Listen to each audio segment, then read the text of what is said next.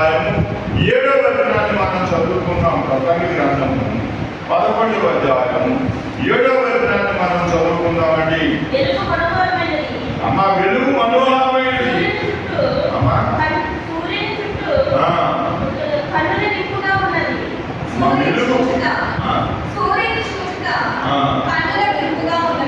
వెలుగు మనోహరమైనది, సూర్యుని చూచుట కన్నులకు ఇంపుగా ఉన్నది. వెలుగు మనోహరమైనది. దేవుని శాసనాల్లో వెలుగుంటుందండి. దేవుని శాసనాల్లో ఏముంటుంది? వెలుగుంటుంది. యోహాను సువార్త 14వ అధ్యాయం 16వ వచనంలో వాక్యం ఏముంటుందో చూద్దాం. యోహాను సువార్త. అయ్యా నేను తండ్రిని వేడుకుంటున్నాను, ఆయన దేవుడు ఆదరణకర్త అనగా సత్య స్వరూపమైన ఆత్మను మీకు అనుగ్రహించును. నేను తండ్రిని వేడుకుంటున్నాను, మీ వద్ద ఎల్లప్పుడూ ఉండుటకై, సత్య స్వరూపమైన ఆత్మ ఎల్లప్పుడూ ఉండుటకై. ఆ ఎల్లప్పుడూ మన మధ్యన ఇప్పుడు ఉన్నటువంటి వారు యేసు ప్రభు అమ్మ ఈ లోకాన్ని నుంచి ఎడుగుమైన మొదలుకొని ఈ రోజు వరకు కూడా మన మధ్య సంచారం చేసినటువంటి ఆ పరిశుద్ధ ఆత్మదేవుడు దేవునికి స్తోత్రం. మీ మధ్యలో మా మధ్యలో ఈ మధ్య అమ్మ ప్రతి మందిరంలో ఆయన సంచారం చేయించుకున్నాడు. ప్రతి మానవుని మధ్య ఆయన సంచారం చేయించుకున్నాడు ఆ పరిశుద్ధ ఆత్మదేవుడు. దేవుని పిల్లలారా పరమగీతములు 1వ అధ్యాయం 2వ వచనాన్ని మనం చదువుకున్నట్లయితే పరమగీతము 1వ అధ్యాయము 2వ వచనం అంటే ద్రాక్షరసము కంటే మధురము,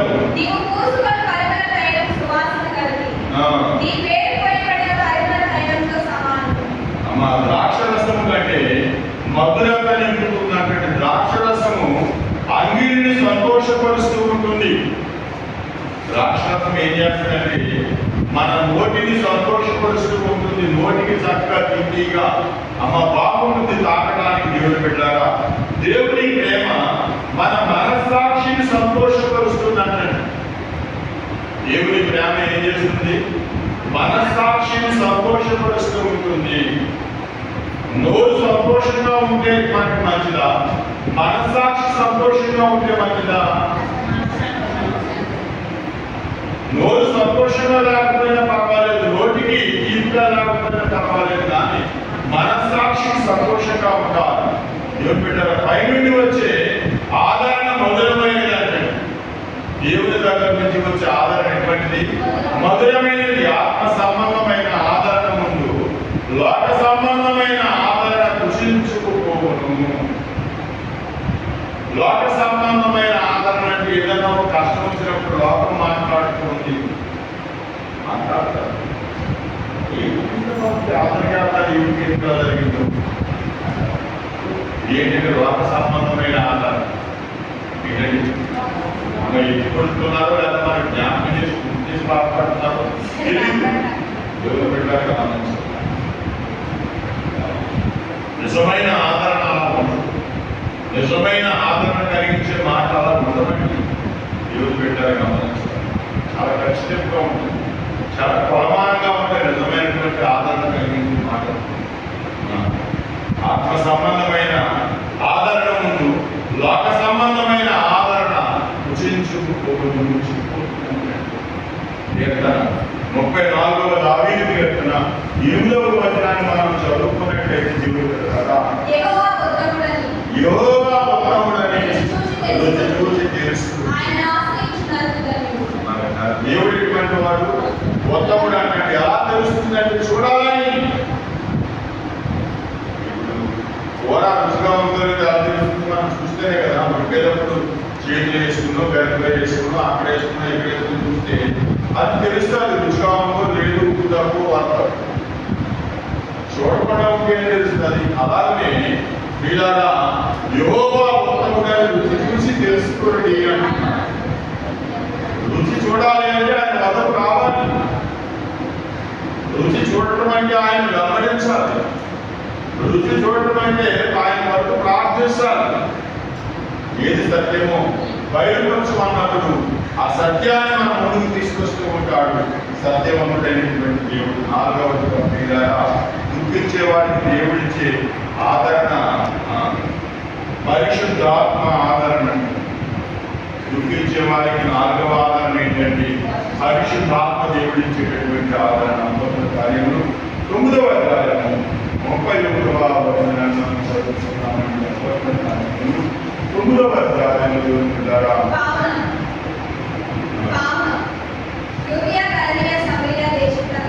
కావున యోదయ గలిలయ సమరయ దేశములంతటా సంఘము క్షమాపణలు సమాధానము కలిగినను మరియు ప్రభువులకు భయమును పరిశుద్ధాత్మ ఆదరణ కలిగినటువంటి విస్తరించుచుండెను. దేవునికి స్తోత్రం.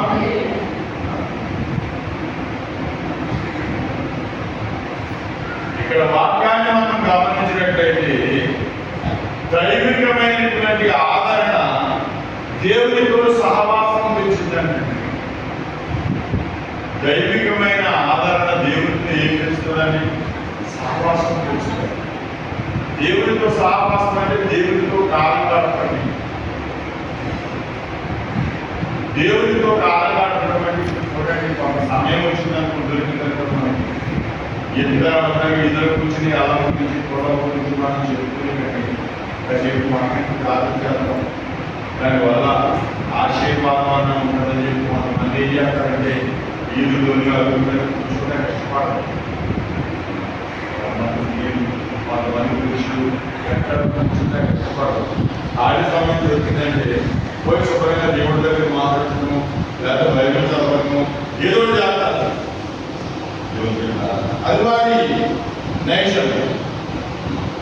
అయితే ఇక్కడ దైవికమైన ఆదరణ దేవుడితో సావాసం పెంచుతుంది. మొదటి పత్రిక 1వ అధ్యాయము 3వ వచనాన్ని మనం చదువుకుందాం. మొదటి యోహాను రాసిన పత్రిక. మాతో కూడా మీకు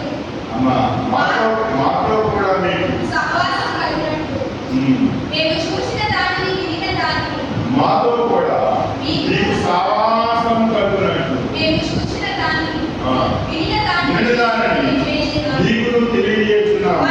మన సావాసం అయితే తండ్రితో కూడా ఆయన కుమారుడైన యేసుక్రీస్తుతో కూడా ఉన్నది. ఇక్కడ యోహాను యేసు ప్రభువుకు స్వయంగా ప్రభువు ఈయన అంటూ ఉన్నారు. మొదటి ప్రభువుని నమ్మలేదు కానీ తర్వాత నమ్మాలి. మన సావాసం అయితే తండ్రితోనూ ఆయన కుమారుడైన క్రీస్తుతో కూడా మనం సావాసం కలిగి ఉన్నాము అని చెప్తూ ఉన్నాం. మనం ఎవరితో కలిగి ఉండాలంటే తండ్రితోనూ కుమారుడితోనూ కూడా మనము సహవాసం కలిగి ఉండాలి. దేవుని బిడ్డలారా గమనించండి. లోక సహవాసము దేవునికి వైరం, లోకంతో సహవాసం దేవునికి వైరం. లోకంతో సహవాసం చేస్తే కొద్ది కాలానికి మన జీవితాలు మారిపోతాయి. లోకంతో సహవాసం చేశారు, అప్పటికి పచ్చగా కనిపిస్తూ ఉంది. ఏదేను పాటవాలి లోతు కోరుకున్నటువంటి ప్రాంతం ఏదేను మనం వాళ్ళకి కనిపిస్తుంది అంటే ఆశపడ్డాడు. చాలా బాగుంటుంది నా జీవితం. ఆ పక్కన చివరికి లోకంలో సహవాసం చేసి ఏమైంది లోతు పరిస్థితి? దేవుడు కనికరించకపోతే లోతు కూడా వారి మధ్య నాశనమైపోయింది. సుఖము గుమ్మలో పట్టు దేవుడు కనికరించాడు కనుక వారిని తీసుకొచ్చాడు. దేవుడు పెట్టారా? మనం కూడా అంతే. సుధమ గుమ్మలో ప్రాంతం మీద ఎలాగైతే అగ్నిగంధకాలు పూసియో అమ్మ ఇప్పుడు కాలం కూడా అగ్నికి నిలవ చేయబడింది. ఆకాశము భూమి కూడా మనం కూడా లోకంలో సావాసం చేస్తే మన పరిస్థితి కూడా అంతే. దేవుడు పెట్టారా? వాటి మధ్య మనం కూడా కాలిపోవటటువంటి పరిస్థితి ఏర్పడుతుంది. నిజమంటే ఆ రోజు అంత భయంకరమైన రోజు. నీవు కంటితో చూస్తే నీకు నిద్ర పడదు. ఆ బుద్ధులను ఎటువంటి భయంకరమైన కంటితో కనుక చూడగలిగినట్లయితే మనకి నిద్ర పడదు. దేవుడు పిల్లలు గమనించండి. 5వదిగా మా దుఃఖితులకు ఆదరణ ప్రత్యేకించి ఉంచబడ్డాయంటే అది నింపే ఆదరణ. దుఃఖితులకు ఆదరణ ఎటువంటిదంటే నింపేటటువంటి ఆదరణ. రోమీయులకు రాసిన పత్రిక 15వ అధ్యాయము 13వ వచనాన్ని మనం చదువుకుందామండి. రోమీయులకు రాసిన పత్రిక 15వ అధ్యాయము 13వ వచనాన్ని మనం చదువుకుందామండి. విస్తారంగా నిరీక్షణకర్తయు దేవుడు విశ్వాసం ద్వారా సమస్త ఆనందముతో సమాధానముతో మిమ్మల్ని నింపుడుగాక. దేవుడు దేంతో నింపుతారంటండి? ఆనందముతోను సమాధానంతోను ప్రభువు మనల్ని నింపుతాడు. ఆయన నింపే ఆనందం లేదు, ఆయన నింపే సమాధానం లేదు. ఈ లోకంలో దొరకవు, కొనుక్కుందామన్నా దొరికేవి కావు. లోకంలో ఎవరి దగ్గర నుంచి పుచ్చుకుందామన్నా వచ్చేవి కావు. కేవలము ఇవి దేవుడి నుంచి వచ్చేటటువంటి ఆనందము, సమాధానం అని ప్రభు గారిని మనం చేసుకున్నాము ద్వారా. అయితే వాక్యం ఉంటుంది, యోహాను సువార్త 16వ అధ్యాయము 24వ వచనాన్ని మనం కనుక చదువుకున్నట్లయితే ఇలా వాక్యం ఏం జరుగుతుందంటే 16:24 ఇది వరకు మీరేమీ నా పేరు అడగలేదు, ఈ సంతోషం పరిపూర్ణమైనట్టు యేసు ప్రభు అంటున్నాడు శిష్యులతో, ఇది వరకు నా పేరు మీరేమీ అడగలేదు కనుక ఇప్పుడు అడగండి, ఈ సంతోషము పరిపూర్ణమవుతున్నట్టు అడగండి. ఇంకేమంటుంది? యేసు ప్రభు చేసిన అద్భుతాలను బట్టి, ఆశ్చర్యకారాలను బట్టి చూడవలసినంత చూసేసారు. ఇంకేమీ అడగకుండా మనం కూడా ఏం జరగబోతుందో కట్టినట్టు మన దేవుడు చూపించడానికి తీసుకెళ్ళి ఇంక దేవుడిని ఏమని అడుగుతాం? ఇంక వదిలేక సరిపోతున్నాను. ఏమీ అడగలేదు. దావీదు అర్పించిన వారంటే అయ్యే లోకంలో నీవు నా పొందగా నాకు ఏది కూడా ఆకరలేదు అన్నాడు. లోకంలో నీవు ఉన్నావు సరిపోతుంది, నేను ఉండిపోకుండా నన్ను మాట్లాడి దగ్గర చేసుకుంటానికి నీవు నాకు తోడున్నాక ఇక నాకు ఏమి వద్దు, ఎందుకంటే నువ్వు ఉండగా నీతో సరిసారిగా నీకు ఏమీ లేవు. నీ ఉండగా నువ్వు ఏమి ఇచ్చినా అర్థమే, ఏమన్నా అర్థం, ఏమి కూడా నీతో సరిసారి కావు అన్నాడు.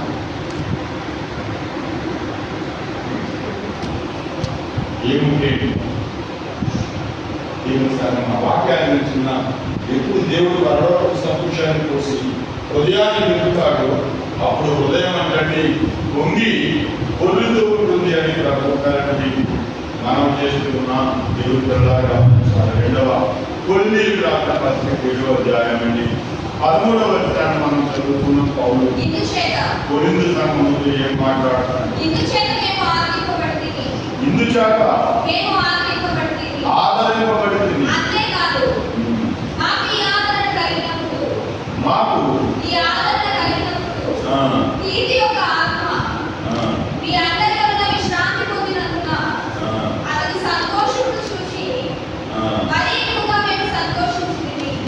విన్నారా?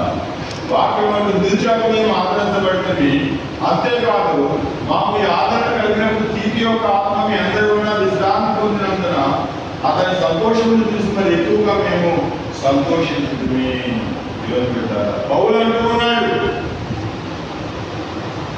మీ వల్ల నాకు కలిగినటువంటి ఆదరణ మాకు ఎంతో సంతోషాన్ని కలిగించింది. పౌలు అనేక కష్టాలు, నిరుకులు, ఇబ్బందులు, సమస్యలు కూడా ప్రయాణం చేస్తూ ఉన్నారు. అతనితో పాటు ఉన్న వారందరూ కూడా అనేక కష్టాలు కూడా ప్రయాణం చేస్తూ ఉన్నారు. దేవుడి క్రైస్తవ జీవితం కష్టాలమైంది. ప్రభు వెంబడించడం అంటేనే అనేకమైన కష్టాలు. 7వ అధ్యాయము 4వ వచనాన్ని మనం చదువుకున్నట్లయితే, అమ్మ మీ ఎడల నేను ధైర్యంగా మాట్లాడుతున్నాను, మిమ్మల్ని గురించి నాకు చాలా అక్షయం కలదు, ఆదరణతో నిలుచుకుని ఉన్నాను, మా శ్రమ ఎంతటికి మించిన ఆరోగ్యమైన ఆనందంతో పొందుతున్నాను. పౌలు శ్రమపడ్డాడంటే ఆ శ్రమకు తగిన ఫలితం వచ్చింది. మనం చూడండి, ఇప్పుడు ప్రార్థన చేస్తున్నాం కదా, కొంతమంది పెట్టుకుంటూ ఏం చేస్తున్నారండి? ప్రార్థన చేస్తున్నారు. ఇప్పుడు ప్రార్థన జరిగిన తర్వాత క్రిస్మస్ పండుగ ఘనంగా జరిగిందనుకోండి, మనకి అంత ఆనందం చెప్పండి. ఆనందం, అయ్యో ప్రార్థన చేసాం, దాని ఫలితంగా దేవుడు చాలా బాగా క్రిస్మస్ పండుగ జరిగించాడు. ఎటువంటి ఆటంకము లేదు, అన్ని సరికొని జనం కూడా గుంపులుగా వచ్చారని ఎంతగా ఆనందపడతామో మనం దేవుడు చెప్పారు. పౌలు అదే విధంగా ఉప్పొంగుతున్నాడు. ఏం చెప్తున్నాడు ఆయన?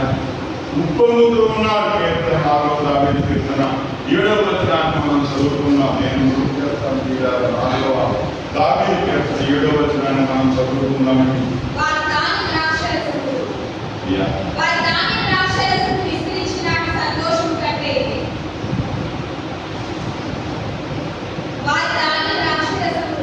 ద్రాక్షరసము విస్తరించిన సంతోషము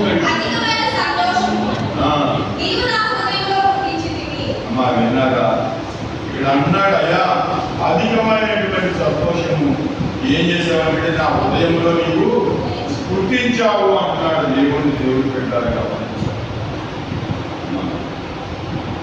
వాక్యాన్ని వింటున్న ప్రియ సోదరుడా సోదరి, అయితే ఇక్కడ వాక్యము ఏమని? వారి ధాన్య ద్రాక్షరసములు విస్తరించిన నాటి సంతోషం కంటే అధికమైన సంతోషం నీవు నా హృదయంలో విస్తారమైన పంట పడిన, విస్తారమైన లాభం వచ్చిన, విస్తారంగా సొమ్మునికి దొరికిన ఆ రోజు మనం పొందే సంతోషం కంటే దేవుడు మన హృదయంలో పుట్టించే సంతోషము ఎంతో విస్తారమైంది, విలువైందని. నీకు ధనం కలగవచ్చు, ఆస్తి కలగవచ్చు, ఐశ్వర్యం కలగవచ్చు, మరేదన్నా కావచ్చు. నీకు సంతోషం వచ్చే సంతోషం కాదు, కానీ ప్రభు ఇచ్చే సంతోషము అది స్థిరమైనది. ప్రభు గారిని మనం చేస్తున్నాను. ఒక దేవుడిని దయచేయడం కాక, దేవుడు మిమ్మల్ని దీవించడం కాక, వాక్యం ప్రార్థన పరం తండ్రి